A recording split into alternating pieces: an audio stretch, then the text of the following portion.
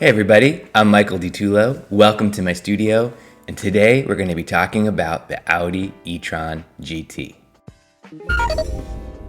So those of you who've been following me for a while probably know that I tend to love Audis. I've owned a bunch of them over the years, including this 2001 Audi TT Quattro with the optic stitching package that my wife and I have owned for years. This car has kind of a special place in our life. We saw this car at the New York Auto Show in 1995 when it was a concept. And I remember my wife, who we were dating at the time, she saw it from a distance and she was like, "What is that?" And I said, "That's the Audi TT concept. They'll never make it."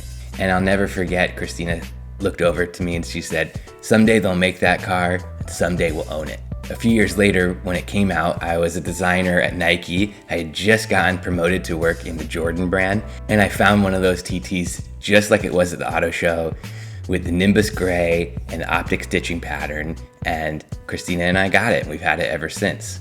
And to me, that design language is really the epitome of Audi. And so a few weeks ago, I was out at a local car meetup here in Portland called Donuts and Drip, which is a pretty awesome get-together. Somebody brought out a new Audi e-tron GT. Now, if you follow me, you also know I love electric cars. I'm a big believer in kind of electrification. So really excited that mainstream automakers are bringing electric cars into their lineup. But when I saw this car, I couldn't help but feel disappointed. It's got beautiful proportions. I mean, it's based on the Porsche Taycan, so the proportions of it are amazing. But the design lines of it, the details, the surfacing, they don't say Audi to me. They don't even say German to me. They don't feel like it comes from a German car maker.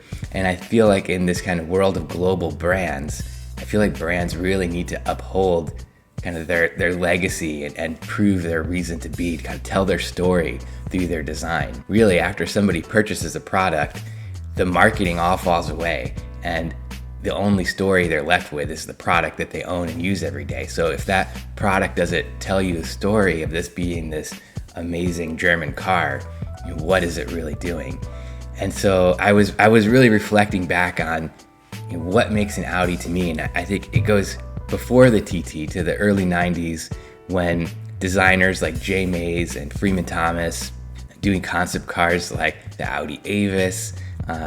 There was an amazing Quattro coupe concept of that time period, and you can really see how these designs influenced first the concept TT and then the production TT, but even the more mainline products like that generation Audi A4 and A6. You could see that direct lineage of this super simplified, minimal, very kind of Bauhaus considered feeling to everything, where every line was intentional and nothing was superfluous.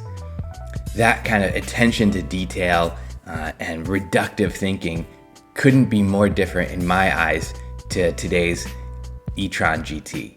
It looks kind of the opposite of that to me. So I thought it'd be a fun exercise to play with that 1990s Bauhaus influenced design aesthetic and see what the e-tron GT might look like if it had riffed off of that. All right, let's jump into it and see what I did.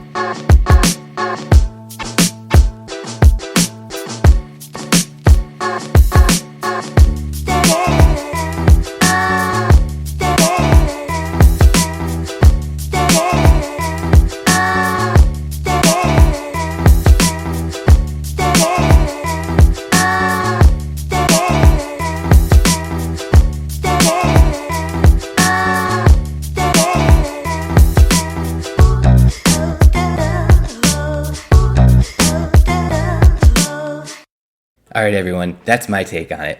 What did you think? Do you think it would have been great if Audi pursued something like this that feels more German and Bauhaus? Or do you prefer what they did with the Audi GT with all those crazy forms ganging up on one another?